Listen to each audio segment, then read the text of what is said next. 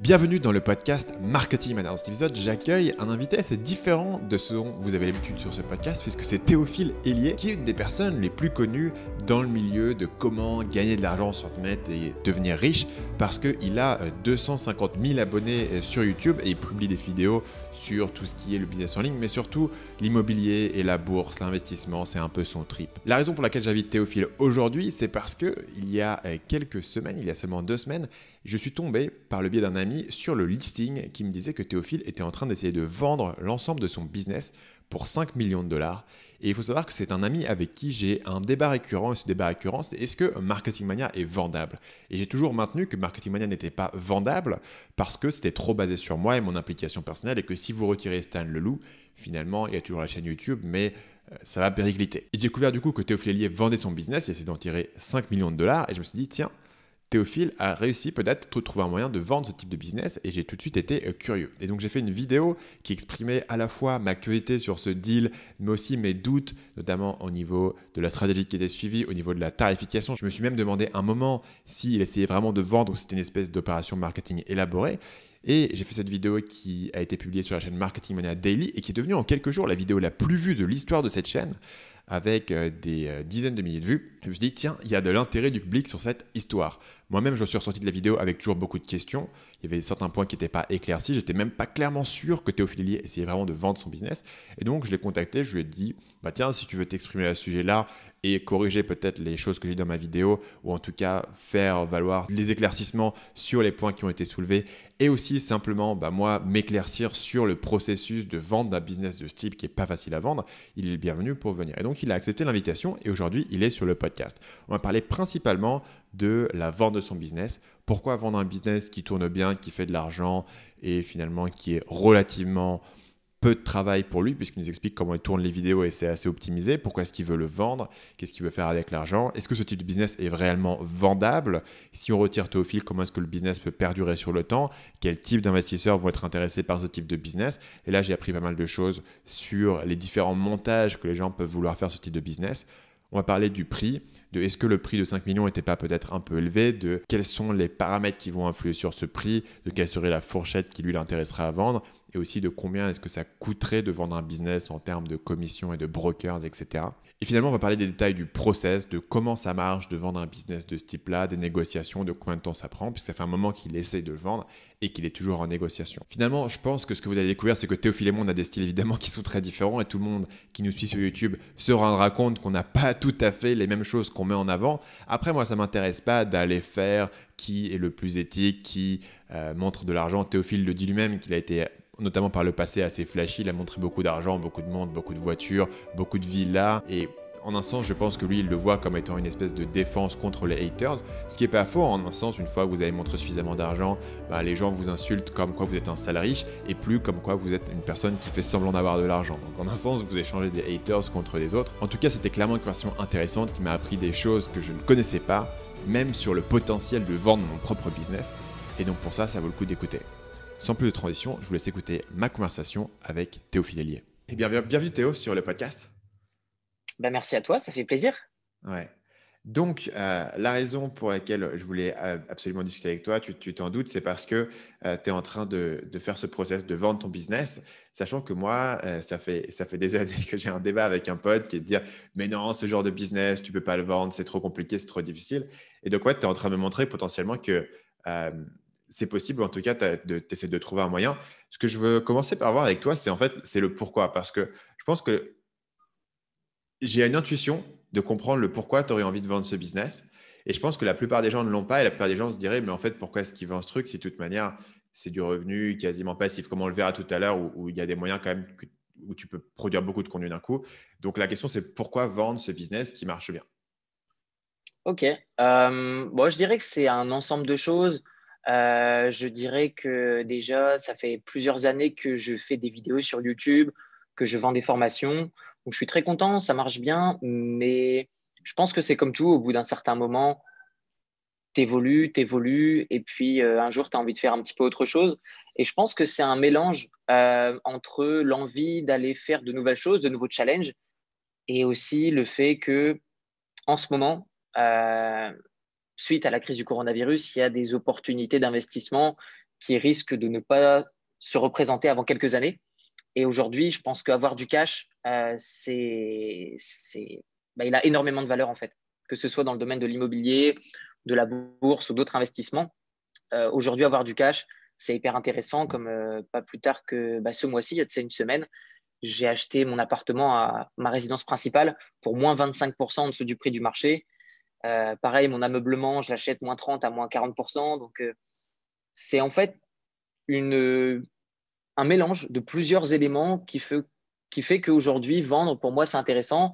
Il y a aussi le fait que, suite au confinement en France, on a tous réalisé des années qui sont assez incroyables en termes de bénéfices. Et donc, la valorisation de ma boîte, même si on en reparlera juste après concernant les critères, je pense que ça va être difficile d'augmenter la valuation de ma boîte aujourd'hui suite à l'année incroyable qu'on a eue. Et de plus, avec le pouvoir d'achat qui, je pense aujourd'hui, si on a beaucoup de cash, ça peut nous permettre d'investir vraiment avec des marges de sécurité très importantes. Donc, c'est un mix des deux. Nouveau challenge et puis pouvoir d'achat en termes d'investissement qui est très fort en ce moment. Je vais revenir sur l'histoire des investissements ce que tu vois, toi, comme opportunité vers la fin de l'émission. Euh, ce qui est étrange ici, c'est, en un sens, tu pourrais dire, finalement, ton business, il génère ce cash, tu vois. Et finalement, tu peux aller faire tes autres opportunités à côté.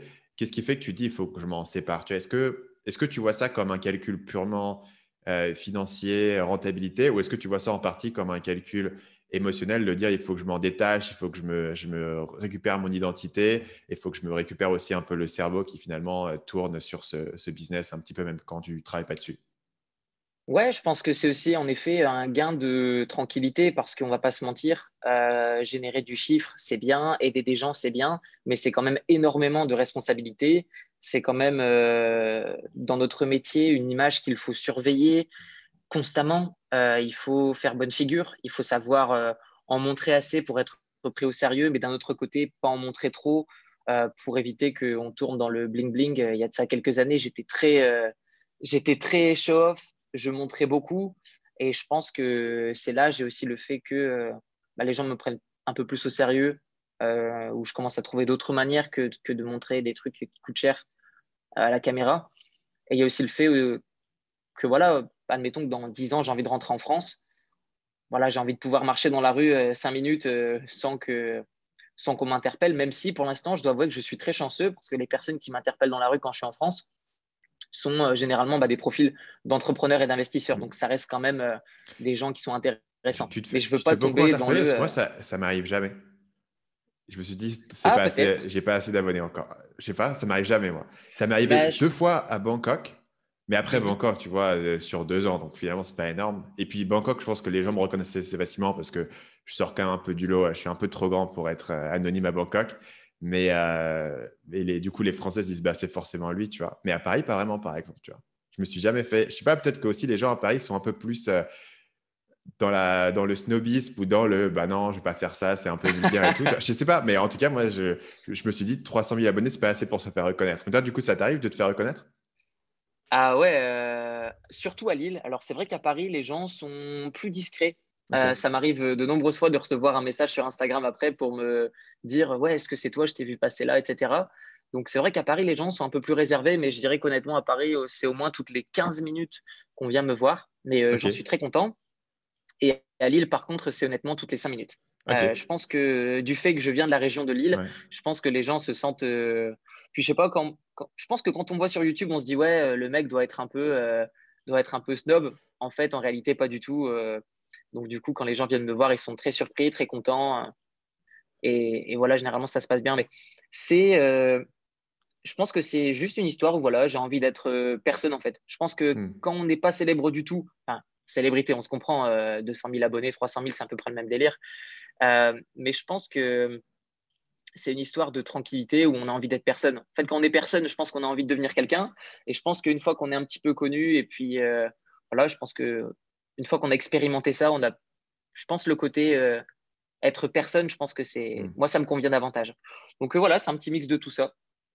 Est-ce que tu as ce côté. Moi, j'avoue que je réfléchis pas mal à ça de tous les angles d'attaque que les gens ont sur toi et de quel va être le prochain mec qui va faire une vidéo humoristique pour se foutre de ta gueule. Tu penses à ça? C'est un truc qui tourne dans ta tête? Par le passé, ouais, pas mal. Mais je me souviens, il y a eu une année, c'est pas cette année, c'est l'année dernière où il y a eu beaucoup de clash de YouTubeurs qui faisaient des vidéos sur des gens qui vendaient de la formation en ligne. Il y a même eu une émission sur M6 sur un Ouais, conférencier dans le développement personnel. Et je pense que, honnêtement, une fois que j'ai vu ça, je me suis dit, franchement, tous ces mecs-là, c'est bon, ils ont survécu. Alors, je vois pas, en fait. ok, ouais, En fait, je pense qu'à titre personnel, émotionnellement, ouais, si c'est ton premier clash, ça peut faire un peu mal. Mais je pense que c'est l'un dans l'autre, il y a un gain de visibilité, tu vois. Demain, il y a une émission sur M6 qui dit, voilà, telle personne, elle manipule les gens pour vendre leur formation, etc. Je pense que c'est vrai que de prime abord, les gens peuvent se dire, ah oui, quelle mauvaise personne. Mais je pense que ça touche quand même une audience qui va se dire, bah, tiens, je vais essayer de penser par moi-même. Et de toute façon, ces personnes qui sont sensibles aux influences de la télévision, je pense que c'est pas du tout notre type de client. Généralement, les gens qui veulent créer une boîte ou investir, c'est des gens qui sont un peu moins influençables. Ou en tout cas, il faut que ce soit plus fin qu'une émission télé où on va ouais. simplement faire passer des La passages. télé, effectivement, ça m'a jamais trop inquiété, mais je pense que ouais, sur YouTube, il y a quand même un truc où plus tu montes, plus tu deviens une cible. Et en fait, c'est assez facile de faire des vues en crachant sur les gens. Moi, je te dis, enfin, tous les jours, j'ai des messages en me disant, tu veux pas cracher sur telle ou telle personne. Parce que parfois, les gens me confondent avec un espèce de débunker de la manipulation. Et donc, à chaque fois qu'il y a une entreprise ou un YouTuber qui fait un truc, je te dis, JP Franguin, j'ai dû avoir 200 messages sur tu veux pas faire une vidéo pour démonter ce mec, tu vois. Enfin, je veux dire, tout YouTube a fait une vidéo pour démonter ce mec. Qu'est-ce que tu veux que je te dise de plus, tu vois? Enfin, en fait, au contraire, s'il avait fait un truc bien, j'aurais dit, bah voilà, les trucs bien qu'il fait. Mais en fait, si c'est juste pour me moquer, tu vois, ça n'a pas grand intérêt. Mais ça marche beaucoup sur YouTube et donc les gens le font. Euh, Moi, je te dis, j'ai pas mal de potes qui ont des gros business et dans des trucs, tu vois, où ils sont totalement inconnus, genre, tu vois, des gros business Amazon FBA ou des systèmes de sites de niche ou des applications, tout ce que tu veux. Et parfois, je me dis, putain, ils n'ont pas du tout à penser à ça, en fait. C'est-à-dire qu'ils ont ce gros business et personne ne sait qu'ils existent. Et au final, ils sont derrière les coulisses à tirer les petites ficelles de la marionnette. Et en un sens, c'est une position plus confortable que d'avoir ce gros truc et c'est toi qui es assis en haut. Et tu te dis, je sais pas, si un jour j'en ai marre ou si un jour je pète un câble ou si un jour les gens se retournent contre moi, tout Hmm, l'édifice peut s'écrouler, tu vois, sur ma petite hmm, personne. Et je hmm. peux pas me planquer Mais derrière le truc. Et c'est clair, ça de toute façon, de faire du personal branding ou de faire une image de marque, les deux ont leurs avantages et leurs inconvénients. Mais de ce que je vois quand même dans notre entreprise, sur le business qu'on gère, de la manière dont on le gère, on a quand même l'avantage où bah, les gens peuvent rapidement s'identifier à nous. On a quand même cet avantage où voilà, on a quand même cet aspect humain où aujourd'hui on est quand même, je sais pas, de plus en plus de grandes boîtes qui contrôlent quasiment tout. Et nous, on a quand même la chance de pouvoir aider des gens à notre échelle. Donc, je pense que bon, les deux ont leurs avantages et leurs inconvénients, mais c'est clair que si on se recentre sur le sujet de la revente, c'est pas forcément un point positif. Donc, on Ouais. reparlera si tu veux après. Je pense que tu as des questions concernant comment ça peut se passer une fois à la transition de l'entreprise s'il y a un nouvel investisseur. Et il y a toujours des solutions, mais c'est vrai que c'est pas aussi simple que si c'est une image de marque. Ça, c'est certain. Mm. Euh, donc, c'est justement un point sur lequel je veux rentrer sur la question de. On a parlé des avantages et des inconvénients. C'est clair qu'il y a beaucoup d'avantages. En fait, pour moi, le grand avantage d'avoir un business qui est basé sur ton image personnelle, c'est qu'en fait, tu es irremplaçable. C'est-à-dire que demain, une personne te suit. Il n'y a pas quelqu'un d'autre qui peut faire la formation de Théophile ou la formation de Stan. Ils sont obligés d'aller chez toi et tu es un peu irremplaçable. Mais d'un autre côté, voilà, l'autre côté de la pièce, il y a le côté personnel dont on a parlé tout à l'heure et il y a le côté plus business qui est est-ce que ça peut se revendre? Est-ce que je peux me remplacer? Je peux facilement Mm, recruter des gens pour remplacer certaines fonctions. Tu peux probablement recruter des gens pour remplacer plein de trucs. Et le jour où tu es plus face caméra, les gens s'en rendent compte tout de suite. Donc, je veux parler de ça. Et la première chose dont je veux parler, c'est ton processus actuel, pré-revente, d'enregistrement de vidéo, parce que là, c'est un point sur lequel on est très différent. Moi, je vais faire des vidéos qui prennent extrêmement longtemps. J'ai jamais une vidéo d'avance. C'est-à-dire que la vidéo qui sort, là, tu vois, hier, on a sorti une vidéo qui était le bilan de l'année 2020. Elle était finie 2 heures avant, tu vois. Elle est sortie le 31 à 14 heures parce que c'était le bilan de l'année 2020. Je voulais la sortir en 2020, tu vois. Et là, j'ai 0 vidéo sur la suite. Donc, c'est vraiment moi la manière dont je procède sur YouTube, en tout cas sur ma chaîne principale. C'est vraiment en flux tendu total parce que je n'ai pas le temps de produire d'avance. Donc, tu sais, tu as un process très mm. différent qui permet de produire beaucoup d'avance. Mhm. Oui, pour ma part, donc j'ai pas mal expérimenté ces dernières années des différents tournages. Et bon, c'est vrai que comme tu le dis, il y a des avantages et des inconvénients aux différentes méthodes qu'on utilise. mais les deux fonctionnent, on le voit bien. Je pense qu'on doit surtout l'adapter en fonction de ce que nous voulons et en fonction de ce qu'on est prêt à accepter. En l'occurrence, pour ma part, ce que je fais, c'est que je vais organiser un tournage chaque année d'environ 32 jours où je vais filmer 5 vidéos par jour, ce qui me fait 156 vidéos.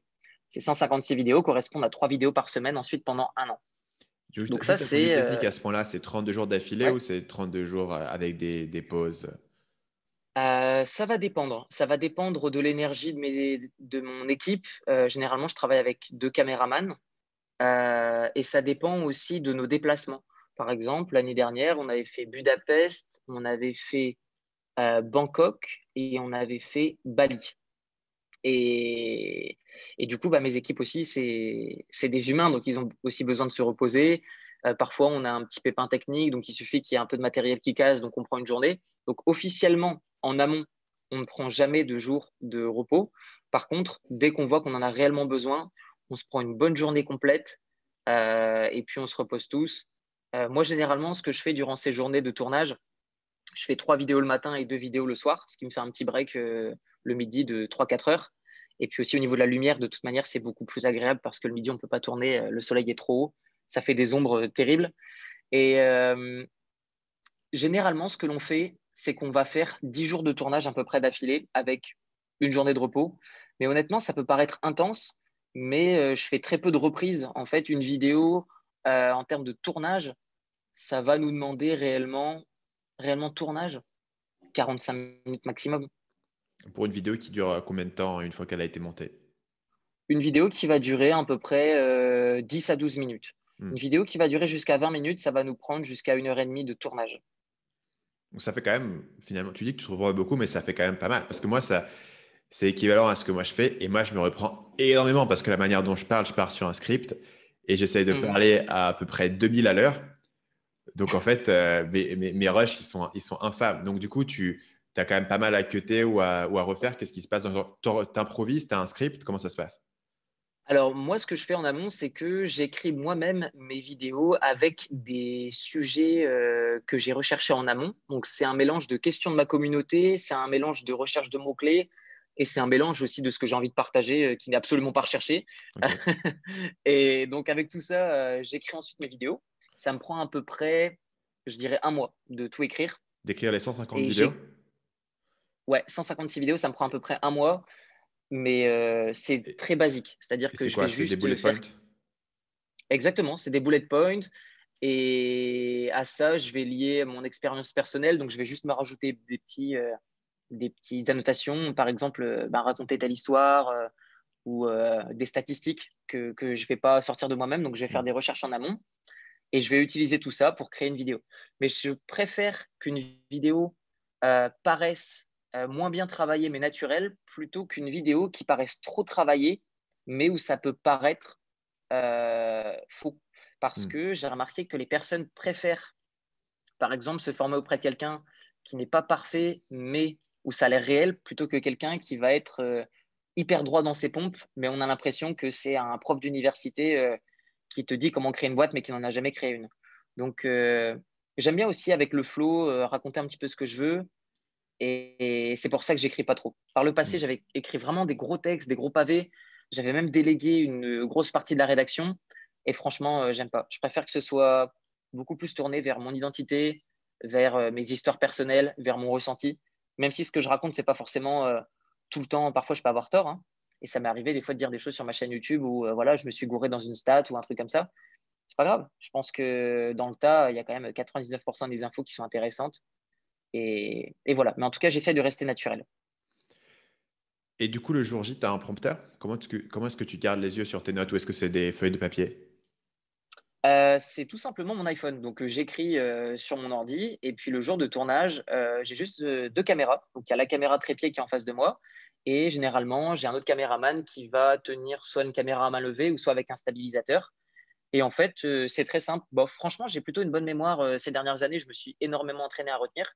Donc, c'est simple. Mon téléphone, je vais le planquer soit dans ma poche et durant les cuts, je vais checker un petit coup d'œil si vraiment le texte est long.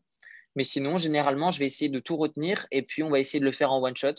Ok. Donc, honnêtement, les seules choses qui sont ralentissantes dans un tournage, c'est lorsqu'on est en extérieur, c'est les éléments extérieurs qu'on ne peut pas maîtriser, notamment lorsque j'étais à Bali lors de mon dernier tournage. Une vidéo en extérieur, ça nous prend en moyenne 2 fois plus de temps qu'en intérieur. Donc, et pourtant, je n'ai pas l'impression que le résultat ou le nombre de vues est 2 fois plus important qu'en intérieur. Donc, c'est pour ça que cette année, je vais faire plus d'intérieur que d'extérieur, comparément à l'année précédente. Et typiquement, l'année dernière, donc j'étais à Bali. Bon, il suffit qu'il y ait un moustique qui commence à te piquer le cou. Et voilà, tu te retrouves au début de la vidéo, tu es clean, et puis après, tu as un deuxième coup. Ou alors, il suffit que, par exemple, c'était énormément le cas à Bali où le temps était très changeant. Donc, au niveau de la luminosité, c'est dur à gérer. Parfois, on me demandait d'attendre. Il peut y avoir, par exemple, le chant des mosquées. Typiquement, dans le nord de Bali, il y en a énormément. Donc, du coup, à un moment, j'étais à la fin d'une vidéo et boum, on entend des chants. Donc, du coup, on est obligé de couper. C'est plein de petits détails comme ça qui sont très difficilement maîtrisables en extérieur. Donc, c'est pour ça qu'on va favoriser de plus en plus l'intérieur. Ta stratégie sur YouTube, elle est vraiment basée autour des mots-clés, du référencement, faire un maximum de vidéos et attendre qu'elles sortent dans les recherches essentiellement? Exactement. Donc, pour revenir sur ce que tu disais juste avant, l'avantage et les inconvénients de faire ce type de tournage, c'est-à-dire tout tourner d'avance et tout publier au fur et à mesure, c'est que déjà, je suis extrêmement serein concernant la pérennité de la chaîne YouTube. Où je me dis, bon, il y aura toujours du contenu, c'est planifié à l'avance, je ne suis pas stressé de me dire est-ce que j'aurai le temps ou quand est-ce que je vais pouvoir faire ça la semaine prochaine, parce que le problème que j'avais auparavant, c'est que je voulais organiser des gros projets, j'aime bien organiser des gros projets, et malheureusement, le fait que si je n'ai pas une vidéo qui sort dans une semaine, ce gros projet, pour moi, c'est compliqué à prévoir. Donc, l'avantage, en tout cas, ce qui me plaît avec cette méthode, c'est que rien ne m'empêche de me barrer 3 mois, de faire un trip, je ne sais pas où, n'importe où dans le monde, ou rien ne m'empêche de gérer mes journées au quotidien comme je le souhaite. Je n'ai pas ce stress de me dire est-ce que la prochaine vidéo, ça va paraître en temps et en heure. Le stress de savoir que mes monteurs, potentiellement, ils peuvent être occupés aussi avec d'autres personnes. Il y a aussi le fait que, l'air de rien, les coûts sont extrêmement réduits parce que mes équipes de tournage, je les fais venir soit de France ou soit il y en a certaines maintenant qui vivent en Thaïlande. Et donc, l'avantage, c'est que les coûts sont réduits. Les personnes, je leur dis, voilà, vous travaillez pour moi 32 jours dans l'année. Forcément, ils ne vont pas me faire le même prix que si je leur demande un tournage de 3 jours. Donc, ça, c'est très intéressant. L'inconvénient, je dirais à ça, c'est que tu ne peux pas ou tu peux difficilement faire des vidéos d'actualité. Donc ça, c'est quand même un point qui est assez dérangeant, surtout moi qui est dans le domaine de l'investissement en bourse. Traiter des sujets intemporels, c'est très bien. Cependant, traiter des sujets d'actualité de temps en temps, je pense que c'est très intéressant et c'est ça qui peut vraiment donner un bon coup de pouce à la chaîne YouTube. Mais voilà, je m'en passe parce que je trouve qu'il y a quand même d'autres avantages derrière qui sont plus importants pour moi dans la balance. Et du coup, en termes de la réflexion, en termes des vidéos, moi, c'est un point auquel je pensais sur le dernier jour parce que j'ai maintenant 2 chaînes. J'ai la chaîne principale et la chaîne Daily qui ont une fréquence de publication qui est extrêmement différente. Sur la chaîne principale, j'ai fait 8 vidéos cette année. Sur la chaîne Daily, on fait quasiment une vidéo par jour. Et en fait, c'est vrai que c'est assez agréable de ne pas t'inquiéter de la performance d'une vidéo en particulier. En fait. C'est-à-dire que sur la chaîne principale, je me dis, OK, cette vidéo, je l'ai vraiment target pour qu'elle aille faire ces 300 000 vues. Tu vois. Et si elle ne fait pas ces 300 000 vues, je me dis, putain, elle n'a pas fait ces 300 000 vues. Et en fait, sur la chaîne Daily, en fait, non, on poste des trucs et on se dit, on va voir ce qui fonctionne, on va tester des trucs, on va faire des expériences.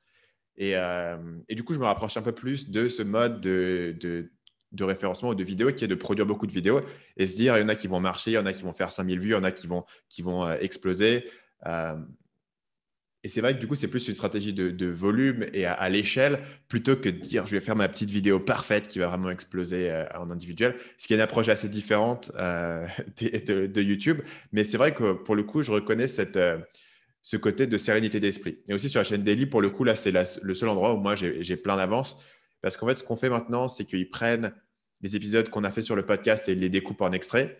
Mais en fait, maintenant, ils ont un système d'extraits où ils les intercalent, ce qui fait je pense qu'un podcast qu'on enregistre, dans 2 mois, on aura encore des extraits de Théophile Hélier sur la chaîne, tu vois, qui seront découpés et intercalés avec d'autres trucs, ce qui est pas mal. Je dois avouer que par rapport à ma chaîne principale, évidemment, sur la chaîne principale, c'est impossible de faire ça parce qu'en fait, si je voulais faire de l'avance, ça me prendrait 1 an de travail pour avoir de l'avance. Je m'en sortirais jamais. Tu vois, c'est une autre approche. Mais c'est vrai que cette approche, en termes de sérénité d'esprit, elle a quand même pas mal de valeur. Donc, on a parlé là du process d'enregistrement que tu as aujourd'hui. La question, c'est maintenant, comment est-ce que ça fonctionne si toi, tu disparais de l'équation? Donc, un investisseur revient, rachète le business. Je voudrais qu'on parle tout à l'heure de tarifs, mais donc la personne rachète le business et se dit, bah, tiens, moi, je vais faire tourner cet actif. Si c'est un site de niche où la personne écrit des articles et après, il y a des pubs dessus, tu comprends assez bien comment ça tourne. Là, en l'occurrence, bon, on a un actif qui est très clair, qui est la chaîne actuelle, les vidéos actuelles, qui a son trafic et qui va le maintenir. Maintenant, la question, c'est je veux que le business se maintienne pendant des années. Comment est-ce que je fais? Toi, tu vas me livrer des vidéos d'avance avec ton système. Comment est-ce que je maintiens en tant qu'investisseur ce business une fois qu'il a été repris? Mhm. Ce que je te propose, c'est de te répondre à ta question en deux parties. Une première partie sur la raison pour laquelle les gens veulent acheter une boîte et ce qu'ils achètent réellement. Et ensuite, dans un deuxième temps, si tu veux, je te réponds sur la transition avec Mhm. un nouveau propriétaire. Si ça te va? Ça me va. Partons. Donc, Ouais, donc ok. explique-moi pourquoi est-ce que les gens seraient intéressés pour acheter une boîte comme celle-là. Alors, on avait eu l'occasion d'en parler un petit peu la Ouais. dernière fois quand on s'était eu au téléphone. Et donc, de ce que j'ai vu pour l'instant avec les investisseurs qui étaient intéressés, c'est qu'il y a la partie qu'est-ce qu'on rachète? Est-ce qu'on rachète un actif ou est-ce qu'on rachète une entreprise qui a un certain historique? Et pour l'instant, de ce que j'ai vu, c'est qu'il y avait quand même 50% des gens qui voulaient me racheter l'actif en lui-même pour faire perdurer le business et puis en sortir un cash flow. Et il y en a d'autres, donc 50%. Et ça m'a vraiment étonné parce que au départ, pendant longtemps, en fait, je voulais vendre mon business et je me suis dit exactement la même chose. Je me suis dit, mais il n'y a personne qui va me racheter. Il n'y a personne qui veut racheter une chaîne YouTube de quelqu'un. Et après, je me suis dit, mais ça coûte quoi d'essayer? Ça me coûte rien d'essayer. À la limite, un peu de temps, mais je vais voir. Et puis, au mieux, j'aurais gagné un peu d'expérience. Donc, je me suis dit, allez, je teste. En plus, dans ma vie, je me suis dit un nombre de fois incalculable où ça va pas marcher et où ça a marché. Donc, je me suis dit, bon, allez, je vais essayer. Puis, je pars dans l'idée où ça marchera pas. Et puis, si ça marche, bah, c'est bien. Et donc, du coup, j'étais confronté à des investisseurs et je me suis rendu compte quand même que 50% voulaient juste me racheter l'entreprise et ils en avaient rien à faire de ce qu'il y avait dedans. Enfin, quand je dis rien à faire, c'est j'abuse même un tout petit peu parce que, enfin juste un petit peu parce que tout ce qu'ils veulent, eux, c'est lever de la dette avec ma boîte et investir dans l'immobilier. Ou alors racheter des plus grosses boîtes. Par exemple, si ma boîte, pour parler concret, s'ils la rachètent 3, 4, 5 millions ou même 10 millions, j'en sais rien, si eux, derrière, veulent effectuer une opération qui, par exemple, leur demande 20 millions de dollars, eh bien, du coup, ils vont utiliser ma boîte. Donc, ils vont faire, par exemple, un crédit à titre perso pour acheter ma boîte, par exemple. Avec ma boîte, ils vont l'endetter pour acquérir une plus grosse société. Et en fait, de crédit en crédit, ils vont faire simplement des sauts, ils vont gagner 10 ans ou 20 ans en termes de cash flow. Et puis leur but, c'est d'acquérir des très grosses boîtes pour des acquisitions finales qui sont peut-être en corrélation avec des business qu'ils ont en ce moment. Par exemple, je prends un exemple et je ne le sors pas du tout je ne peux pas parler dans ce podcast des profils de personnes que j'ai eues au téléphone ou encore moins du nom de ces investisseurs. Mais prenons l'exemple de quelqu'un qui a une boîte, par exemple, dans le domaine de la télécommunication. Il fait un crédit à titre perso, il rachète ma boîte. Avec ma boîte, il fait un crédit, il va racheter un concurrent de sa propre boîte dans le domaine de la télécommunication et il va faire ensuite une fusion avec sa boîte initiale. Donc, si on recherche vraiment les motivations des investisseurs, honnêtement, généralement, hein, c'est trop compliqué parce que c'est des gens qui ont parfois 5 ou 10 années d'expérience de plus que nous et on ne comprend pas leur motivation. Et de toute manière, ces gens-là ne le disent pas parce que voilà, ils n'ont pas envie de raconter leur vie ou ils n'ont pas envie d'expliquer pourquoi. Ça les regarde. Il y a généralement, ça peut être aussi des investisseurs, par exemple, qui veulent étendre une gamme de produits. Par exemple, tu détiens Marketing Mania. Admettons que quelqu'un, voilà, je sais pas, des produits à vendre sur Internet et ça correspond pile poil à ton audience. Il veut racheter ton actif, c'est-à-dire ta chaîne YouTube, il va te racheter. Ou si par exemple, voilà, il veut lever de la dette et que toi, tu as une entreprise, j'en sais rien, à Taïwan, et que lui veut faire de l'immobilier à Taïwan, il peut te racheter, encore une fois, sans aucune idée de développer ton business, juste de faire un crédit avec sa boîte, enfin avec ta boîte du coup qui devient la sienne et puis effectuer une opération. Et concernant la deuxième partie de la question, donc quelle est la possibilité pour un investisseur de perdurer ce business s'il souhaite acheter l'actif en question? Des possibilités, il y en a plein. Maintenant, de ce qu'on a discuté avec les investisseurs, c'est qu'il y en a surtout une qui va plaire. Donc les trois possibilités qu'on a réfléchies pour l'instant, c'est un, forcément, donc que je continue à faire des vidéos, mais que je ne sois plus propriétaire de l'entreprise, mais que je ne sois que soit un salarié de la boîte ou alors un prestataire extérieur qui s'engage à produire des vidéos sur un certain nombre d'années. Ça peut être le fait de mettre quelqu'un à ma place, donc un autre businessman qui serait là à partager ses conseils dans le domaine de la bourse, de l'immobilier ou de la création d'entreprise. Et ça, tu penses Et que trois, ça marcherait bien? Ou tu penses que pas ça du tout. mettrait une claque à la Et chaîne? non, ça mettrait une claque à la chaîne. Et moi, c'est ce que j'ai dit à un des investisseurs qui voulait mettre quelqu'un d'autre à ma place. Et je lui ai dit honnêtement, en fait, il voulait mettre quelqu'un qui était bon en élocution, mais qui n'avait pas d'expérience solide dans le business ou l'investissement. Et il faut se rappeler d'une chose, c'est que une communauté, c'est très dur à monter. Par contre, en un claquement de doigts, ça peut nous échapper. Donc, il faut mettre quelqu'un qui n'est pas seulement un bel orateur, il faut mettre quelqu'un qui a aussi de l'expérience. Et c'est pour ça que j'ai dit aux investisseurs, j'ai dit franchement, je vais être honnête avec vous, je ne pense pas que ça va marcher. Si vous mettez quelqu'un qui juste sait lire un script correctement, Hmm. pourquoi est-ce que vous ne l'auriez pas fait avant? Je ne vois pas quelle est ma plus-value dans le bordel, si ce n'est de racheter mes abonnés. Et honnêtement, je ne pense pas que ça va marcher. Donc, cette idée-là, je l'écarte, mais des Hmm. investisseurs me l'ont demandé. Ça allait très loin. On a fait des candidatures, etc., avec des personnes. Franchement, je ne pense pas que ça va marcher. Donc, il faut quelqu'un, c'est possible, mais je pense qu'il faut un profil extrêmement particulier. Quelqu'un qui a la même personnalité que moi, quelqu'un qui a au moins le même niveau d'expérience que moi et qui en plus parle à peu près de la même façon que moi. Donc je pense que ça fait énormément de critères euh, si on veut développer cette chaîne dans cette direction-là. Et honnêtement, je ne pense pas que ce soit la solution la plus simple, ni encore moins la plus rentable. Hmm. Et donc la troisième idée qu'on a explorée, c'est d'effectuer des vidéos d'animation, ce qu'on appelle dans le domaine de la vidéo, c'est des vidéos institutionnelles. Donc des vidéos qui sont plus professionnelles, avec souvent des images de stock photo ou des choses comme ça, enfin des vidéos de stock photo. Ça peut être des citations inspirantes, ça peut être. Il y a pas mal de chaînes qui font déjà des choses comme ça avec un logiciel qui s'appelle Videoscribe ou alors des logiciels qui sont concurrents.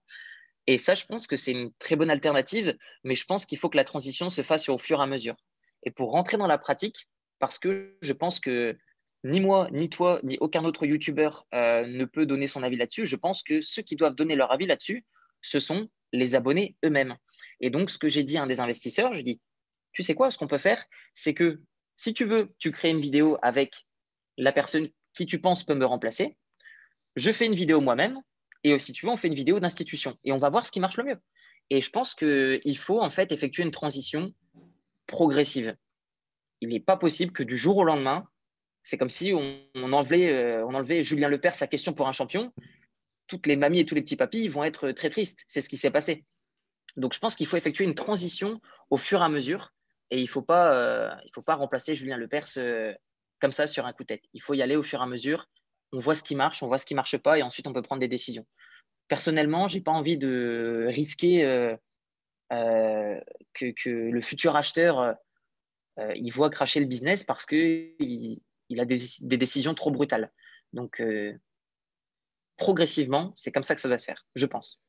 Donc l'option que tu favoriserais toi, c'est laquelle? Moi, personnellement, ce serait de continuer de faire moi-même mes vidéos. Moi, je pense que ce serait le mieux pour plusieurs raisons. Déjà, c'est le système est prouvé, ça marche. De deux, moi, faire des vidéos, ça me plaît. Et la communauté, je pense qu'elle apprécie mon travail, c'est pour ça qu'elle est abonnée.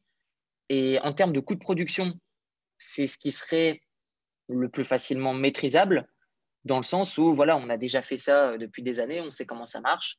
Donc, il n'y a pas trop de changement à ce niveau-là. Et donc, l'investisseur, je pense que lui aussi sera rassuré.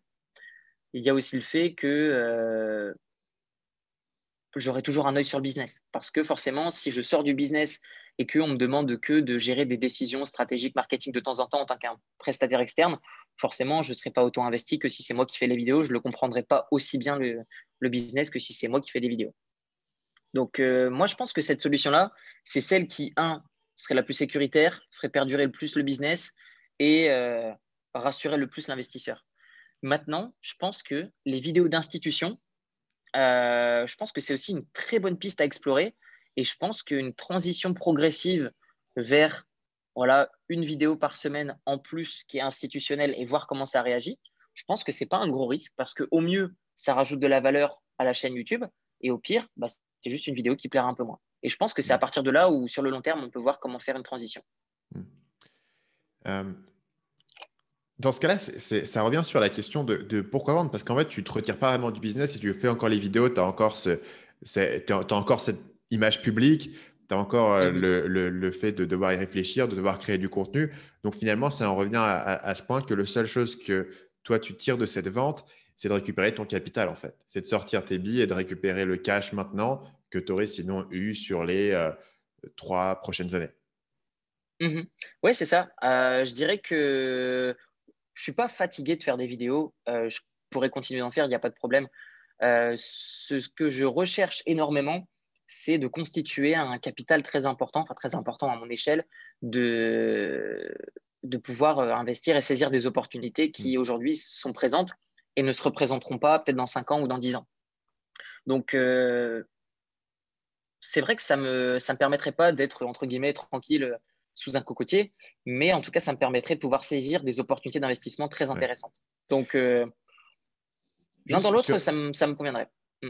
sur un point annexe en termes financiers qui rentre un peu dans les détails, mais ça m'intéresse de savoir si tu as regardé le fait de prendre de la dette à un point de vue personnel basé sur ton business. C'est-à-dire dire, voilà, moi j'ai ce business qui fait X, tu peux avoir ta banque, tu fais combien est-ce que vous me prêtez sur la base de ces revenus-là. Est-ce que c'est quelque chose que tu as exploré? Est-ce que c'est quelque chose qui est faisable, qui te permet du coup de sortir le capital et d'avoir du capital à investir sans devoir vendre ton equity, mais plus en prenant de la dette sur la base de cette equity dans le business? Est-ce que c'est quelque chose que tu penses qui est possible? Est-ce que tu l'as envisagé? Oui, bien sûr, j'ai eu des rendez-vous avec le banquier de ma banque pro. Donc, mon entreprise se trouve aux États-Unis. Et donc, j'ai eu un appel avec mon banquier. Et malheureusement, j'ai une entreprise que j'ai créée qui est à responsabilité limitée. Mais cependant, il me demande d'avoir un numéro de sécurité sociale américain pour pouvoir emprunter avec ma boîte aux États-Unis Mhm. au travers de cette LLC. Et donc, la seule personne qui pourrait emprunter avec cette boîte, c'est soit un Américain. Donc, c'est ce qui s'est passé, hein. Les Américains qui voulaient racheter ma boîte m'ont dit, bah voilà, nous, c'est pour lever de la dette et puis perdurer le business en bonus. Mais nous, c'est pour lever de la dette. Et les personnes qui sont plutôt sur le marché francophone qui voulaient me racheter, eux, en l'occurrence, mon entreprise, donc d'un point de vue fiscal, ça ne les intéresse pas. Ce qui va les intéresser, c'est plutôt l'actif pour pouvoir développer leur boîte ou alors acheter un business avec du cash flow. Ok. Et dans ces deux options, tu penses que ta meilleure chance de vendre, c'est laquelle option? La personne qui rachète pour l'actif parce qu'il veut la chaîne YouTube ou la personne qui rachète pour l'entité parce qu'il veut lever de la dette? Franchement, ça dépend complètement de la personne et c'est compliqué parce que demain, il peut y avoir un Américain qui a une idée, quelqu'un qui pèse 50, 100 millions de dollars ou même 3, 4 millions de dollars et qui est persuadé que c'est la bonne chose à faire pour se développer et il va me racheter sur un coup de tête. Donc, c'est très compliqué. Je dirais que ça peut se faire très rapidement, mais c'est un process qui est aussi très long. Moi, c'est un process que j'ai commencé, je pense que tu en avais parlé dans ta vidéo, aux alentours de juin 2019. Et c'est très compliqué à dire. Je n'arriverai pas à le prévoir, Hmm. mais ce qui est sûr, c'est que les investisseurs sont intéressés de développer le business, mais l'intérêt est divisé concernant le point de vue fiscal. Est-ce qu'ils lèvent de la dette ou pas une fois le rachat de l'entreprise Mhm. réalisé? Ok. Je voudrais toucher très rapidement sur la question de l'équipe qui est en place actuellement, puisqu'évidemment, ça va être un facteur majeur qui va faire qu'une boîte va être facile à vendre s'il y a une équipe et des process qui sont définis. Parle-moi un peu de l'équipe qui est autour du business aujourd'hui. Bah écoute, c'est très simple. J'ai une personne qui travaille avec moi depuis 5 ans. C'est la même. C'est quelqu'un qui est issu de la même ville que moi, donc de Lille, et qui est parti vivre au Guatemala. Il s'est trouvé une petite femme, des enfants, un petit toutou. Il fait ses petits barbecues sur le toit de sa maison. Et, euh, et voilà. Et ça se passe très bien depuis 5 ans. Et donc, lui, il fait un peu Et toute la question opérationnelle, le support client, ce genre de choses? exactement, il s'occupe du support client. Il s'occupe de la planification de mes vidéos YouTube, l'optimisation SEO de mes vidéos YouTube. Il s'occupe aussi de mon agence marketing, vu qu'on a créé une agence marketing il y a de ça pile poil un an, je crois. Et bon, l'air de rien, c'est quand même pas mal de choses, vu qu'on vend à peu près 3-4 sites par an, quand même, à des tickets relativement élevés. Ça commence à peu près 10 000 euros, ça va jusqu'à 47 000 euros sans option. Donc ça, c'est surtout lui qui va s'en occuper. Par le passé, je faisais énormément de rédaction d'articles. Maintenant, j'en fais vraiment beaucoup moins parce que niveau SEO, c'est bon, on est positionné sur tous les mots-clés qui nous intéressent. Donc après, c'est juste, il faut laisser faire le temps. Donc maintenant, on écrit beaucoup moins. Et c'est relativement tout, hein. Il n'y a pas grand-chose. Après, pour les équipes vidéo, c'est des prestataires. Je ne veux pas de personne en interne pour les vidéos parce que le domaine de la vidéo évolue très vite.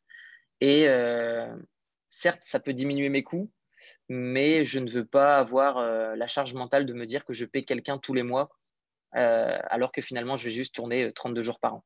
Donc, par rapport à ma situation, ça ne me correspond pas d'avoir un salarié qui va tourner pour moi mes vidéos. Ça marche. Donc, parlons maintenant de la question du tarif, parce que dans la vidéo que j'avais fait à l'origine, c'était un point assez clair, assez central, c'était de savoir quel était le tarif et quel était le multiple qui était cohérent là-dessus. Puisque moi, le chiffre que j'avais vu sur tous les sites, c'était 5 millions. Donc, parfois, c'était 5 millions d'euros, parfois, c'était 5 millions de dollars. Quand on a parlé ensemble en début de semaine, tu m'as dit que ce n'était pas le prix initial que tu avais mis, que ça avait été changé par la suite par ton broker. Mhm. Ouais, il y a plusieurs raisons à ça. Déjà, j'aimerais préciser pour ceux qui nous écoutent que le broker, c'est donc le courtier qui va vendre mon business ou mon entreprise, donc l'actif ou la partie fiscale. Et donc, ce broker, c'est cette personne-là qui a repris la main sur les différents sites sur lesquels j'avais listé mon site. Et lorsque j'ai commencé à vendre mon site, je m'étais dit, voilà, je vais le vendre 3 millions d'euros si je le vends en direct. Ensuite, les brokers, en fonction des brokers, ont tous des commissions différentes. Certains vont prendre 5%, d'autres 10%, d'autres 12%, d'autres 15%. Et donc, en fonction de ça, moi, de toute manière, c'était relativement simple. Je dis pas de problème. Moi, je veux en retirer autant et il faut que j'ai au moins ce prix-là après la commission du broker. Tu avais fixé un tarif. Ensuite, Et le tarif, c'était 3 millions. ça dépendait des brokers parce que ça dépend beaucoup du portefeuille qu'ils ont en fait. Euh, Par exemple, un portefeuille d'investisseurs, par exemple aux États-Unis, qui veulent vendre rapidement, tu vois, ça dépend aussi du mindset de la stratégie du broker. Si quelqu'un veut le vendre rapidement et le broker a besoin d'argent rapidement, il va essayer de le vendre le moins cher possible et s'en débarrasser le plus vite possible, peut-être même en diminuant sa commission. À l'inverse, un broker, je prends l'exemple de Flippa parce que c'est avec Flippa que je travaille, euh, c'est des gens qui sont patients, c'est des gens qui veulent en tirer un bon prix, c'est des gens qui ont du cash.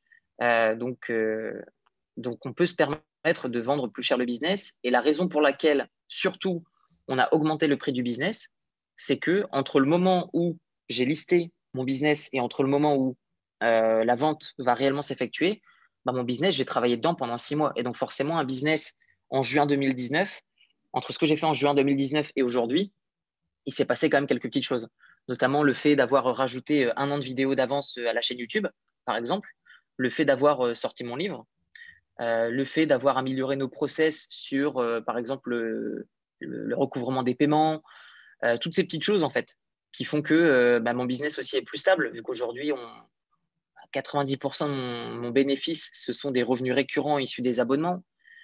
Donc, il y a non seulement le fait que le broker prend sa commission et l'inclut dans le prix de vente, il y a aussi le fait que je vais travailler plus sur le business et donc du coup, bah, le business a plus de valeur. Il y a aussi le fait que l'historique de l'entreprise en question a plus de chiffre d'affaires et donc du coup peut lever plus de dettes. Donc c'est un ensemble de choses qui fait que un business peut être listé en juin 2019 à 3 millions d'euros et que 6 mois après, il soit listé je ne vais pas dire au double parce que c'est quand même abusé. Je ne pense pas avoir créé le double de valeur en 6 mois. Mais je dirais qu'un un listing raisonnable, par exemple, pour un business comme ça, de toute façon, je pense que déjà, il faut, entre guillemets, faire peur aux investisseurs qui vont me faire perdre du temps. Moi, honnêtement, j'ai perdu énormément de temps avec des profils d'investisseurs qui me disent oui, j'ai assez d'argent pour acheter l'entreprise et qui finalement, au moment de fournir une POF, Proof of Fund, eh bien, du coup, il n'y a plus personne. Donc, les personnes jouent l'autruche. Donc, en fait, ils prennent des informations sur ton business pendant un certain temps. Ensuite, on arrive à généralement la création de la structure, c'est-à-dire comment va se passer la transition de l'entreprise. Et enfin, on fournit ce qu'on appelle une LOI, donc une Letter of Interest, et la POF que j'ai évoquée juste avant. Et donc, c'est à ce moment-là où on peut commencer à établir les contrats. Et du coup, moi, j'ai perdu beaucoup de temps en fait avec des gens qui me disaient oui, c'est bon, j'ai 3 millions de dollars. Et puis en fait, les gens en ont 2. Donc maintenant, on vise par exemple 5 pour que les gens nous disent oui, c'est bon, en fait, machin, j'achète. Et puis, on ne va pas être déçus s'ils nous disent voilà, j'en ai que 4, vu qu'on va essayer de vendre une partie du business, vu que je peux vendre une partie du business. Par exemple, si je dis voilà, je garde la partie. Je sais pas, vous voulez me racheter juste le blog, vous voulez me racheter juste la chaîne YouTube, vous voulez ma liste email ou pas? Est-ce que vous voulez racheter le business aussi que j'ai sur Amazon où je vends mon livre? Donc, avoir les actifs qu'ils veulent. Et donc, en fonction de ça et en fonction aussi de mon implication, par exemple, quelqu'un qui me dit je te rachète 5 millions de dollars, je lui fais par exemple 2 ans ou 3 ans de vidéos d'avance à un certain rythme de vidéos par semaine. Maintenant, si quelqu'un me dit voilà, je te le propose 2 millions de dollars, je dis, bon, par contre, je te le vends, mais tu ne me poses pas une question après, quoi. C'est-à-dire que je te fais les transferts, c'est échange, basta.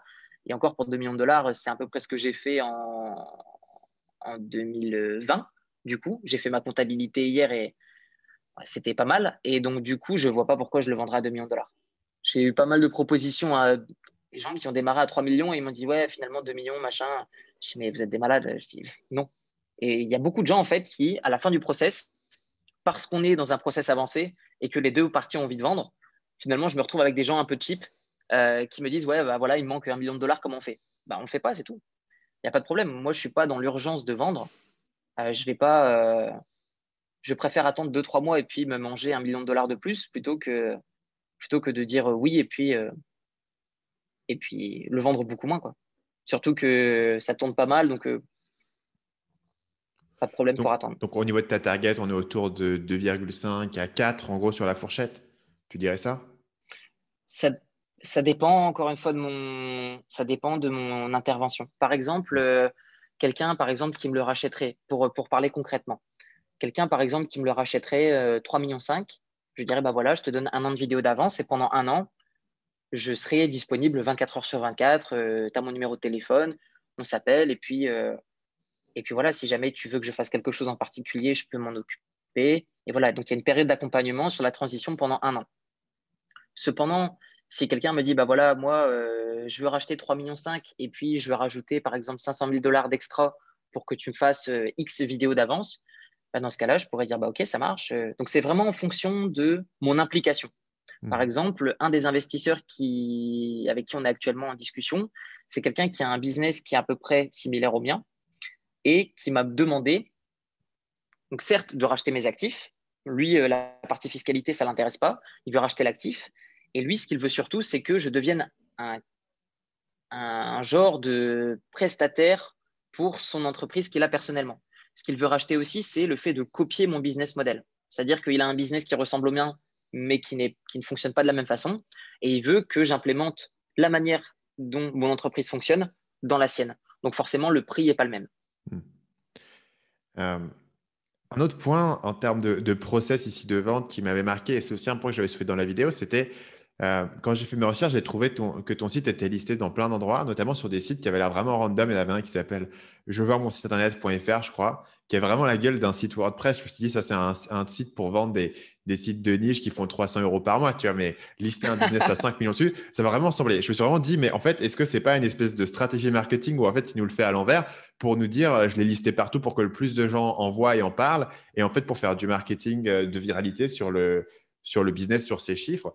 Parce que je me suis dit, mais qui va racheter un business? Tu vois, pour moi, tu n'étais pas à l'endroit où je me suis dit, une personne va mettre 5 millions. C'était vraiment un site où il n'y avait aucune data qui était vérifiée. L'historique de revenus, Mhm. c'était sur 3 mois. Enfin, tu n'achètes pas un truc à 5 millions sur 3 mois de revenus, tu vois. C'était vraiment, pour moi, ciblé Ouais. plus sur, je t'ai vendu mon site de niche ou un petit e-book sur Amazon. Pourquoi est-ce que tu as listé ton business à autant d'endroits au départ? Est-ce que finalement, ta stratégie n'a pas un peu évolué plus sur des brokers professionnels au fil du process, plus que sur ces sites un peu plus c'est quasiment le bon coin, tu vois, à un certain point. C'est tu peux lister un truc en espérant que quelqu'un tombe dessus. Comment est-ce que tu penses à Exactement. cette histoire de listing? Alors au départ, je me suis dit, je vais essayer de vendre le business moi-même. Et en fait, c'est compliqué parce qu'il faut vraiment atteindre une élite de personnes qui ont du cash ou alors qui peuvent lever des fonds. Et donc, du coup, j'ai listé mon site sur les quelques sites que je trouvais qui pouvaient lister mon business. Et je me suis dit, ça ne me coûte rien, je le fais. Et puis, même s'il y a un visiteur sur le site, si ça se trouve, ce sera l'acheteur. Donc, je n'ai en rien écarté l'idée que même un site fait sur WordPress pouvait vendre un business à 5 millions d'euros si ça me permettait de au moins rentrer en contact avec ce type de personnes. Tu n'avais Mais pas cette idée ensuite, que tu voulais pas que ça se sache ou tu n'avais pas peur que tes abonnés se disent putain, Théo, il est en train de se casser, il nous abandonne, on va arrêter de venir chez lui? T'as pas traversé l'esprit ça? non, en fait, si, j'y ai pensé, mais ça m'a pas. Je pense pas que les gens vont arrêter d'acheter si je ne suis plus le propriétaire de la boîte. En fait, ce qu'il faut, c'est expliquer qu'il y a une différence entre sortir du business et ne plus être le propriétaire. Mhm. Si par exemple, demain, je vends ma boîte et que moi, déjà, je la vends dans un état qui est parfait. Je laisse pas de merde sous les tapis.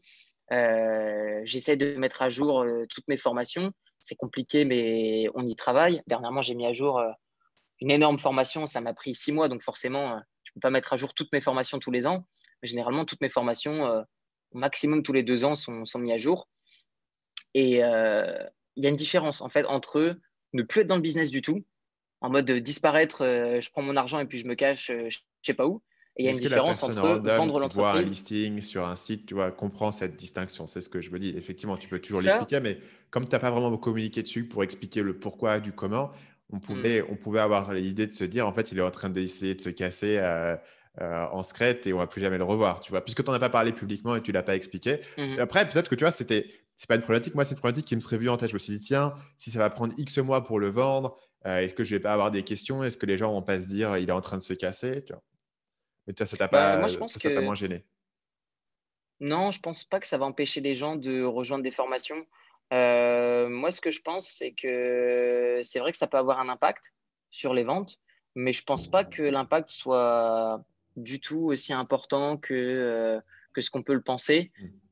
Mm. Après, je peux me tromper. Et encore une fois, je pense que c'est à la communauté de demander. C'est pour ça que je pense que lors d'une transition, il faut vraiment prendre en compte la communauté et demander ce qu'ils veulent. Et, et trouver ce qui peut le mieux marcher tout en respectant ce que moi j'ai envie de faire et aussi ce que l'investisseur qui rachètera le business veut faire. Et non, la disparition en mode Houdini, c'est pas au programme. Non. Ah, bien sûr, c'est pas ce que je dis, mais la perception du truc. Parlons du coup de ce déroulement, parce que je t'ai interrompu, mais tu as commencé par lister un petit peu partout pour le faire toi-même. Est-ce qu'à un moment donné, tu t'es aperçu que ça allait pas être la manière de faire et qu'il te fallait des intermédiaires qui étaient. Parce qu'il y a quand même des gens qui sont professionnels de la vente de business, à la fois sur la valorisation et à la fois sur le point qui est encore plus important, c'est le carnet d'adresses. Ils ont les gens, ils se disent, tiens, cette personne, je sais qu'elle est capable de mettre un chèque. Comment est-ce que la transition s'est faite pour toi vers la manière dont tu travailles aujourd'hui? Bah exactement, tu as tout dit. J'ai essayé de le faire moi-même et je me suis rendu compte que j'ai perdu du temps avec beaucoup de personnes qui n'avaient pas un PECO et qui prétendaient. Et honnêtement, j'étais surpris en fait du nombre de personnes qui me faisaient perdre du temps. En fait, je me suis dit, mais moi, si je voulais racheter un business et que j'avais pas un sou, mais je parlerais même pas à quelqu'un qui vend un business 3, 4, 5 millions de dollars. Enfin, et en fait, j'étais surpris du nombre de personnes qui m'ont fait perdre du temps. J'en ai eu quelques-uns sur Skype, communiqués par email, etc. Et moi, je suis quelqu'un de très direct, dans le sens où, voilà, quel est votre budget, comment est-ce que vous souhaitez structurer la chose. Parce que les gens me demandent beaucoup d'infos sur mon business, mais moi, je ne parle pas de mon business si je ne reçois pas une preuve des fonds. Parce que voilà, si tu veux connaître mon business et que tu me poses des questions et derrière, tu n'as pas d'argent, bah, tu le copies et puis voilà, c'est terminé. Donc, j'ai perdu beaucoup de temps. Et après, j'ai travaillé avec 3 brokers en non exclusif. Ça veut dire que j'avais le droit de travailler avec n'importe qui simultanément. Et je me suis rendu compte que, encore une fois, hein, les 20-80, 80% de brokers sont totalement pas professionnels et 20% sont excellents. Donc aujourd'hui, si je travaille avec Flippa, c'est que Flippa, ce sont des personnes qui sont, je pense, les mieux placées et qui vendront mon business.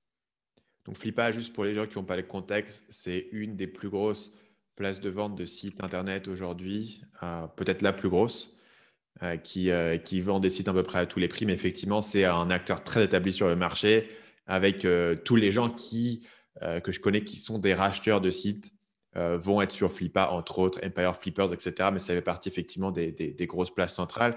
Et donc, je suppose que tu me corrigeras si je me trompe, mais que tu peux, si tu as un business de suffisamment grosse taille, avoir accès chez eux à un service un peu plus direct avec un broker directement, plus que simplement la place de marché standard. Exactement. Lorsque tu listes un business, tu peux acheter soit différentes options pour mettre en avant encore plus ton business, par exemple auprès de la liste email de Flippa, faire une vidéo avec eux. Ça peut être avoir un contact avec un sales manager. Et moi, c'est quelqu'un qui travaille donc avec Flippa qui m'a contacté et je travaille maintenant en exclusif avec cette personne. Et je préfère largement travailler en exclusif parce que pendant longtemps, je me suis dit, ouais, mais si je travaille avec quelqu'un en exclusif et qu'il ne se bouge pas à fond, bah, du coup, moi, je suis dans l'attente. Alors que Hmm. si tout le monde est en non exclusif, ben, ça va être un petit peu la compétition. En Ouais. fait, en réalité, ça ne s'est pas passé comme ça. Les brokers, lorsqu'ils ne sont pas en exclusif, ils ne se donnent pas trop. Euh, donc, j'ai signé avec ce partenaire de Flippa et je dois avouer que bah, je préfère largement. Hmm. Il me donne des comptes rendus, on sait dans quelle direction on va. Ça me fait gagner énormément de temps. Et franchement, moi, ça ne m'intéresse pas du tout de parler avec des personnes en fait, qui prétendent avoir de l'argent. Et puis au moment où on demande une preuve de fonds, bah, ils commencent à bégayer, quoi. Donc, Hmm. Et est-ce que tu peux parler du pourcentage à ce niveau-là? Et si tu peux en parler, est-ce que tu peux donner un ordre d'idée de ce que ça représente sur un broker quand tu vends un business de cette taille? mhm. Je ne vais pas pouvoir te dire le pourcentage que j'ai avec Flippa. Par contre, ce que je peux te dire, c'est que lorsque tu vends ton site sur Flippa, il me semble que par défaut, tu as 15%. Et après, tout est négociable. Tout est négociable. Est-ce que tu travailles en exclusif? Est-ce que tu travailles en non exclusif? Quel est le pourcentage que tu veux? Et je te donne aussi un autre exemple. Admettons que demain, moi, je trouve quelqu'un qui veut racheter mon business, mais je ne veux pas parler avec lui. C'est juste moi qui ai trouvé cette personne. Donc, je peux contacter, par exemple, mon broker et lui dire, j'ai trouvé l'acheteur. Par contre, je ne vais pas clôturer la vente parce que ça ne m'intéresse pas, les papiers, les machins, les trucs. Donc, je te donne le contact. Par contre, on signe un autre contrat, par exemple, qui dit que tu prends un tiers moins de commission parce que c'est moi qui Hmm. t'ai apporté le contact. Typiquement, un broker, il va prendre entre 5 à 15%. Ce que j'ai vu la plupart du temps, c'est 10%. Et 15%, c'est vraiment la tranche élevée. 5%, c'est une tranche qui est qui est peu cher si la personne s'occupe de tout. Par contre, c'est une tranche qui est chère si c'est juste quelqu'un qui trouve le contact. Parce qu'il y a des brokers, en fait, ils vont juste intervenir sur une partie de la vente. Certains brokers vont dire, bah voilà, je vous trouve le contact, et puis après, on vous l'envoie. Et puis après, c'est à toi de parler avec la personne. Donc ça ne m'intéresse pas. Il y a des brokers qui vont s'occuper de la création du contrat, de la protection des capitaux, du transfert de propriété intellectuelle, de toute la partie administrative, légale. Euh, donc, ça dépend vraiment de l'intervention en fait, du courtier et ça dépend de ce que le vendeur recherche. Par exemple, si moi j'étais ultra intéressé au fait de discuter tous les jours avec des investisseurs, bon, bah, j'aurais juste payé 5% de commission.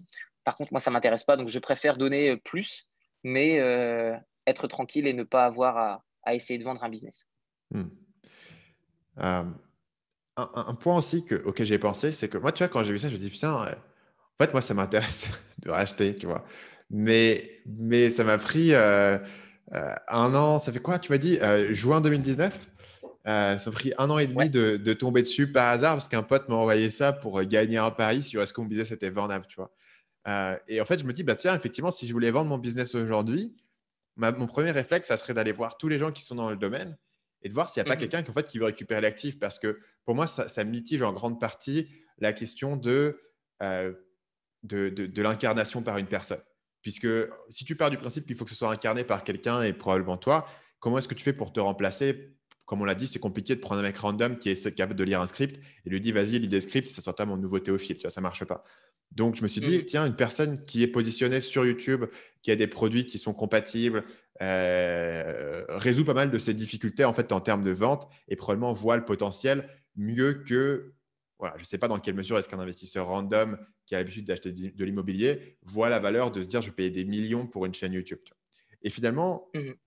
j'ai l'impression que tu n'es pas du tout passé par cette voie et tu n'as pas du tout essayé de faire ce truc de dire qui est en fait rachat stratégique, quoi. Comme quand tu veux vendre une boîte, généralement, tu dis est-ce que Google peut me racheter parce que c'est intéressant par rapport à ce qu'eux ils font? Est-ce que j'ai tel concurrent qui essaie de récupérer de la part de marché? Ce qui est une manière assez classique de vendre une boîte.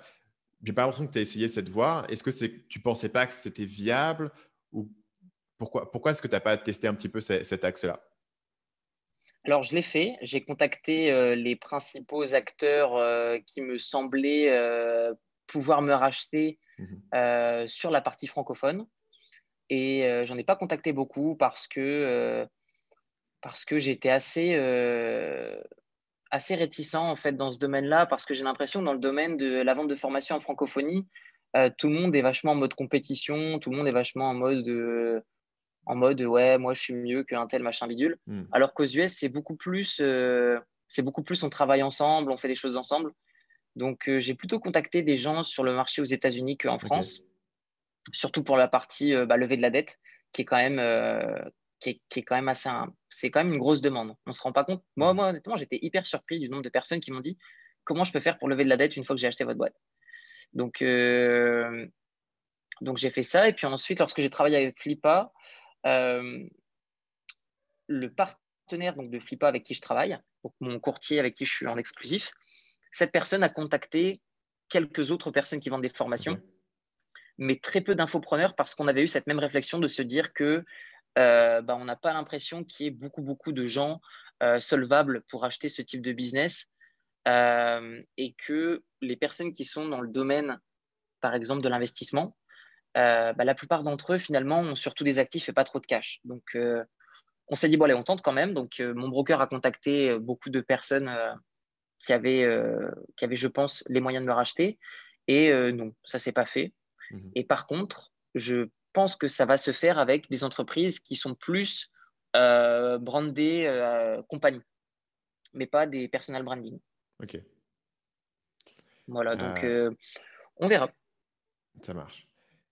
Pour boucler, pour terminer avec tout ça, euh, je vais revenir sur la question de ce que tu veux faire. Donc, on a parlé notamment de cette idée que tu étais prêt à continuer à faire des vidéos et que l'intérêt pour toi de vendre, c'était de récupérer le capital maintenant parce que tu vois des opportunités.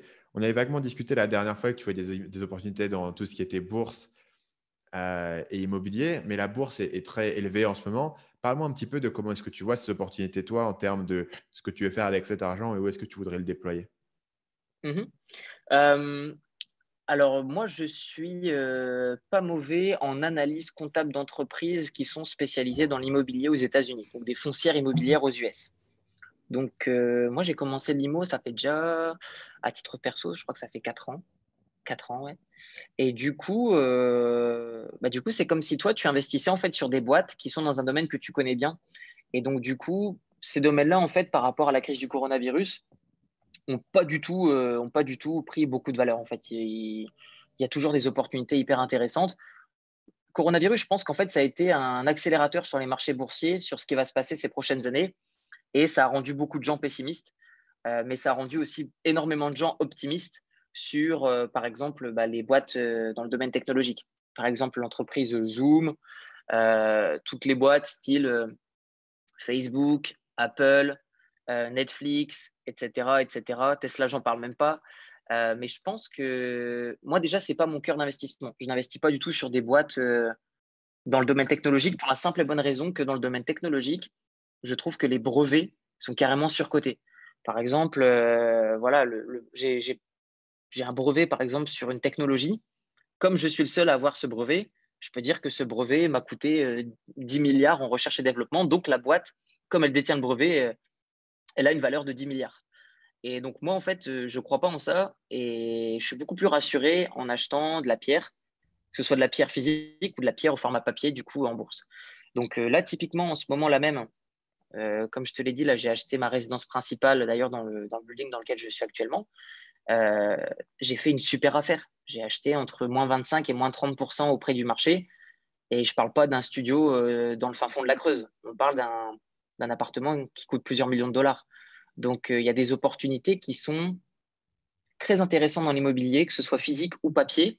Et en bourse, euh, il y a des choses intéressantes, notamment dans différents domaines. Par exemple, ce mois-ci, j'ai fait un investissement dans une boîte dans le domaine de l'armement et la création la défense spatiale.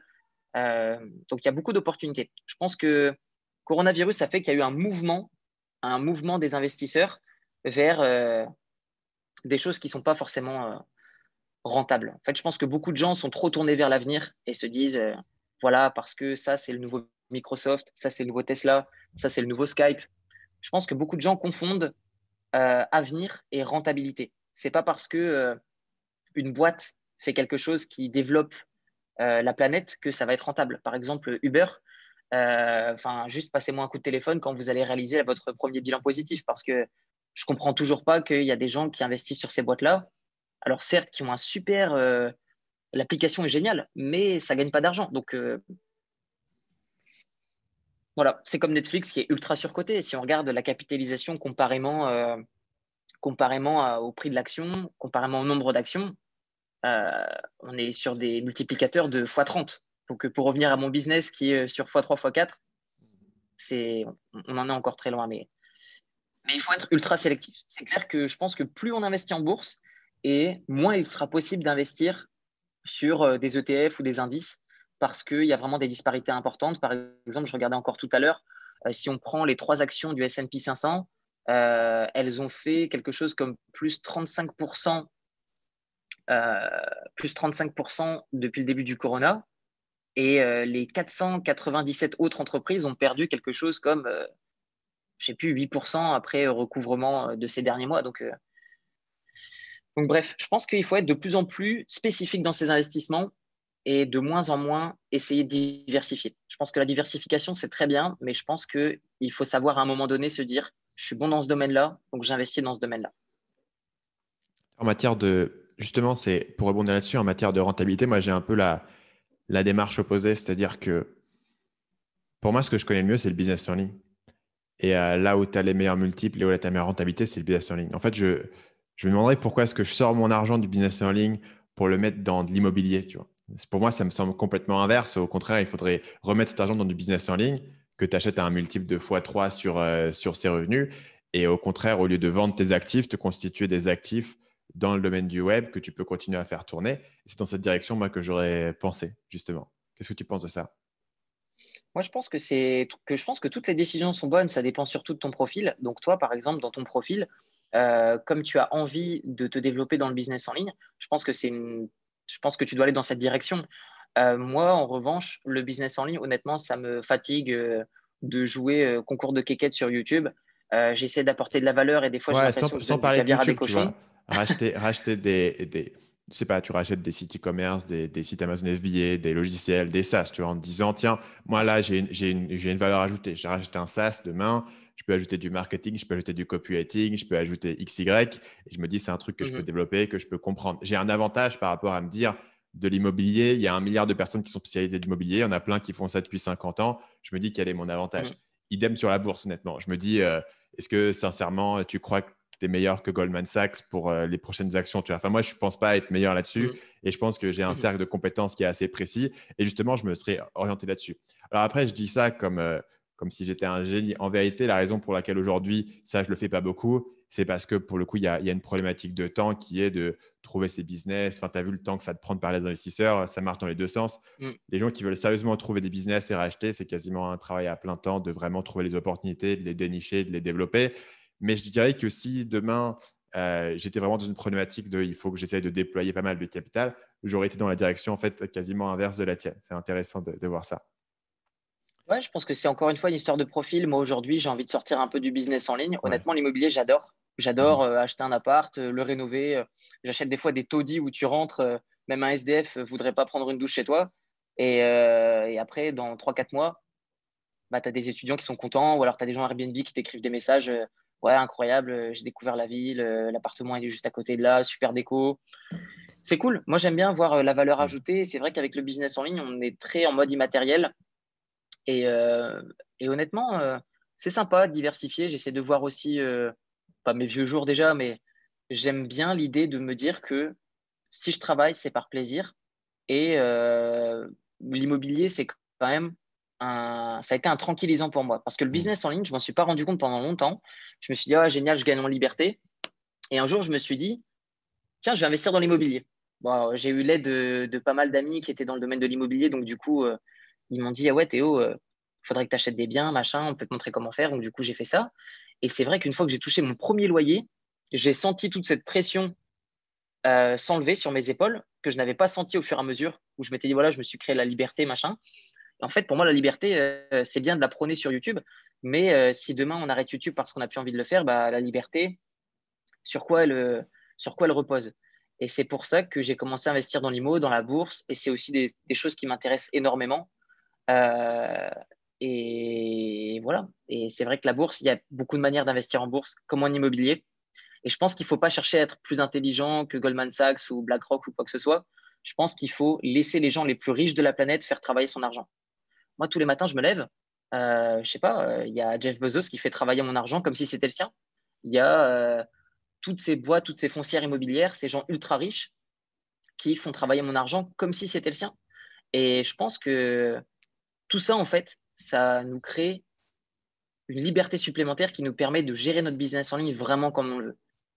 Et peut-être justement de diminuer la fréquence de publication de vidéos, ce que je vais faire d'ailleurs en 2021. Ok.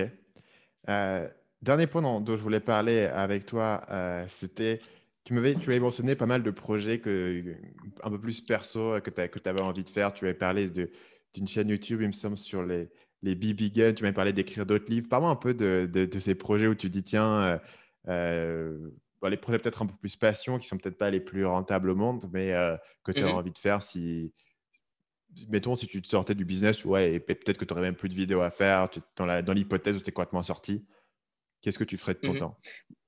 Ben, déjà, j'aurais plus au BB gun. Donc, l'airsoft, pour ceux qui connaissent, c'est des pistolets à billes. Donc, voilà, je suis encore un grand gamin. Ça, c'est cool. J'aime bien jouer au golf. J'aime beaucoup les sports de combat. Je fais beaucoup de sport aussi. Euh, Ce que je ferais aussi, j'aimerais bien faire une chaîne YouTube sur ce qu'on appelle des EDC. Tu sais, c'est Everyday Carry. C'est des Mhm. petits objets que tu as sur toi qui facilitent ton quotidien. C'est tout bête. C'est des jouets pour adultes. Voilà, j'aime beaucoup ça. Donc, tu testerais Euh, genre j'ai- les derniers couteaux, les stylos, ce genre de trucs? Exactement, exactement. Voilà. Et j'aimerais aussi créer un complexe en Thaïlande. Ça, c'est plus un projet perso, plus pour aider les Thaïlandais. J'aimerais bien créer un complexe en fait où on peut s'entraîner au Muay Thai et puis apprendre les valeurs du Muay Thai pour les personnes qui n'ont pas forcément l'argent pour aller dans des camps. Avoir une école plus où on donne des valeurs en fait aux Thaïlandais. Pas forcément des cours, mais plus en fait un endroit où les gens peuvent avoir du social, où les gens peuvent se retrouver, avoir un but un petit peu dans leur vie. Et voilà, ça me ferait du bien en fait de faire ce genre de truc et ça prend du temps et j'aimerais bien surveiller le projet. C'est pour ça qu'aujourd'hui, personnellement, j'ai donné de l'argent au système universitaire de Chiang Mai par le passé et c'est bien. Ils ont construit une bibliothèque, d'ailleurs, la bibliothèque annexe de Chiang Mai University. Donc, je suis très content. Mais le problème, c'est que j'ai pas pu réellement suivre le projet. Donc, ce que j'aimerais maintenant, c'est pas donner de l'argent à des associations qui vont gérer l'argent n'importe comment, mais c'est plutôt être moi-même l'association pour tout gérer moi-même et pour être sûr que bah, le moindre euro ou plutôt le moindre baht soit utilisé correctement. Donc, voilà, des projets comme ça. Et puis, à terme, bah, il y a bien un moment où je vais devoir avoir un petit Théo. Et puis, ce Mhm. petit Théo, bah, il aura besoin du grand Théo. Et puis, du coup, bah, j'aimerais bien avoir du temps libre en fait pour ça aussi. Donc, voilà, c'est un Ouais, ensemble de choses. ça marche. Écoute, il Je y a pense que tu comprends trois. très bien. Ouais, ouais. Mais, tu sais, moi, j'ai pas arrêté, hein, mais voilà, je maintiens très bien les deux. Mais ouais, c'est vrai que ça change des perspectives, quoi. Mais moi, c'est un truc que j'ai dans ma tête depuis des années, en fait. Donc, c'est vraiment. Enfin, ça te travaille quand même un peu avant, tu vois, de te dire, OK, comment Mm, est-ce que je fais pour avoir un système qui tourne? C'est vrai qu'au départ, quand j'ai commencé, moi, en plus, je dormais pas, donc j'avais vraiment des heures qui étaient infâmes. J'avais des heures qui étaient absurdes, tu vois. Genre, je commençais à 14 heures et je terminais à 23 heures. À un moment donné, c'était pas super compatible, tu vois. Mais ça fait vraiment là, 3 à 4 ans que je suis vraiment plus calé au niveau de mes heures, tu vois, un peu plus cadré à ce niveau-là, ce qui fait que la petite, elle s'est assez bien intégrée dans tout ça. Et puis après, c'est vrai que tu apprécies vraiment d'être à la maison parce qu'en fait, c'est un truc con, mais simplement le fait de ne pas avoir de déplacement, tu vois, pour aller au bureau, etc., ça te fait gagner vraiment de temps. Et après, bah, au moins, tu vois, quand on a fini notre call et que j'ai envie de faire une pause, je descends, je vais la voir, je vais jouer 5 minutes et après, je remonte, tu vois. Donc, en fait, je la vois un peu toute mm. la journée. C'est pas mal. Mais évidemment, je comprends le fait que ça te force à réévaluer un petit peu la manière dont tu fonctionnes parce que, notamment si tu as démarré en mode entrepreneur et tu es en mode, tu jamais, en fait, ça c'est vraiment pas idéal. Donc, il faut trouver à un moment donné une transition et moi, ça fait quelques années que j'avais commencé à faire cette transition, ce qui fait qu'elle était opérée, tu vois, avant la naissance. J'ai pas eu un énorme choc, en fait. J'ai pas eu un truc en me Hmm. disant: «Putain, ma vie a changé, tout a changé. En fait, j'étais déjà assez dans ce mood-là préalablement, ce qui était plutôt pas mal. Ok, Théo, ok. il y a trois questions que je pose à tout le monde pour terminer les épisodes. Donc, est-ce qu'il y a un livre que tu recommandes souvent? Ah bah le mien, ça c'est sûr, de Ouais. manière totalement objective. Ça dépend de ce que veulent les gens. Moi, il y a un bouquin bon, qui est hyper connu, que tout le monde connaît, c'est Comment se faire des amis de Dale Carnegie, qui est super. Moi, j'ai beaucoup aimé parce que ça a changé mes relations avec mes parents, avec mon frère, avec ma copine. Donc, c'est pas mal. Ça dépend de ce que les gens veulent travailler. Dans le domaine de l'investissement, j'ai beaucoup aimé L'investisseur intelligent de Benjamin Graham. Dans le domaine de l'immobilier, honnêtement, il y a très peu de bouquins qui sont vraiment intéressants. C'est surtout, en fait, je trouve beaucoup de storytelling. Je trouve que beaucoup de gens, en fait, utilisent leurs bouquins pour faire énormément de storytelling. Et moi, en tant qu'auteur, c'est pas ce que j'aime le plus. Donc, en termes d'IMO, je suis pas super fan. Je crois qu'il y a un livre que j'ai bien aimé sur l'immobilier. Je crois que c'est Les secrets de l'immobilier. Aussi simple que ça. Ok. Et pour les créateurs en ligne Ouais, qui vas-y. parlent anglais, Mhm. c'est Epic Content Marketing de Joe Pulizzi. C'est une bible. Mais Ok. alors, j'ai lu ça, ça m'a calibré pour 5 années de contenu. Ok. C'est-à-dire, il te parle des stratégies de création de contenu et de comment rendre le contenu intéressant, la structure, ce genre de choses. Ouais, tout sur la création de contenu. C'est un énorme livre en anglais, mais quelle puissance ce livre. Ok, intéressant. Deuxième question. Si tu pouvais revenir en arrière et donner un conseil à ton toi-même de 20 ans, qu'est-ce que ce gars-là, Mhm. il avait besoin d'entendre? C'est apprends plus et après applique. Moi, j'ai perdu beaucoup d'argent en bourse lorsque j'ai démarré et j'ai eu le syndrome de Daniel Kruger, il me semble. Et en fait, c'est scientifique même. Lorsqu'on commence à apprendre 5% de la connaissance réellement nécessaire pour atteindre un résultat, on se dit, bah, j'ai tout appris, et puis on a un excès de confiance. Donc, du coup, on applique, ensuite, on a des échecs, et donc, du coup, là, on a une énorme perte de confiance.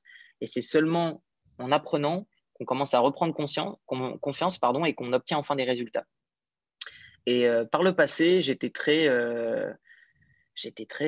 pensais que j'arrivais à tout en fait. Je pensais que j'arrivais à tout et je me suis dit bah, pourquoi ces gens y arrivent et moi j'y arrive pas, donc du coup je vais le faire. Et le mindset est très bien, hein, mais par contre il faut un minimum de connaissances. Et bon, pour les personnes qui vont nous écouter, qui vont se dire oui, mais c'est normal, ils vendent des formations qui disent ça. Moi je l'ai vécu à titre perso. Voilà, j'ai perdu 2 fois la totalité de mon capital en bourse et j'y connaissais pas grand chose. Et ensuite bah, j'ai appris des choses et puis voilà, et ça a marché. Donc, je dirais à mon Théo d'il y a 5 ans, je lui dirais, calme-toi sur les investissements, n'investis pas autant alors que tu n'investis pas tout ton capital et vas-y tranquille. Pendant longtemps, je m'étais dit, voilà, je vais investir dans l'immobilier, je vais acheter 5 biens d'un coup, donc il faut que j'attende d'avoir 5 biens, donc du coup, ça me faisait peur, donc du coup, je ne le faisais pas. Même chose en bourse, je me suis dit, bah voilà, il me faut autant pour générer 10 000 euros par mois, mais comme j'ai pas autant, bah, je vais pas le faire tout de suite. Alors que personne dans mon cercle d'amis n'a obtenu des résultats en bourse ou en IMO qui sont incroyables en achetant directement X appart ou X actions. Donc, c'est commence petit et apprends. Mhm. Dernière question. Est-ce qu'il y a un proverbe ou une citation qui te vient souvent à l'esprit?